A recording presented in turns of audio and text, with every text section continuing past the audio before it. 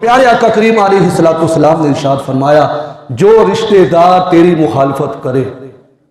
हजूर की हदीसें, हम इन पर अमल करने की नीयत करें, इंशाअल्लाह हमारे ख़ानदानों में मोहब्बतें बढ़ेंगी, हर तरफ अमन होगा। यार कुछ नहीं ले जाना, हम अना में इतने दूर चले गए हैं, साल हर साल गुजर जाते हैं नाराज़गियों में, लेकिन हजूर की हदीस सुनिए। हमारे प्यारे नबी सल्लल्लाहु अलैहि वसल्लम ने इरशाद फरमाया, लोगों तेरा कोई रिश्तेदार तुझसे नाराज़ है, वो बड़ा कीचड़ उछालेगा, वो बहुत बड़ी बड़ी बातें तेरे खिलाफ करेगा लोगों के पास जा जा, लेकिन तूने क्या करना है? फरमाया, जो मुखालफत करने वाले रिश्तेदार पर फिर भी खर्च करे,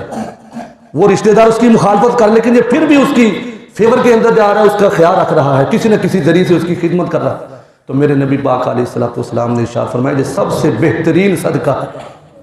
जो मुखालफत करने के बावजूद फिर भी फरमाया कि अपने रिश्तेदारी का लिहाज रखने की खातिर उसका ख्याल कर रहा है, तो महबूब फरमाते हैं कि सबसे बेहतरीन सदका है। इन सदका जो होता है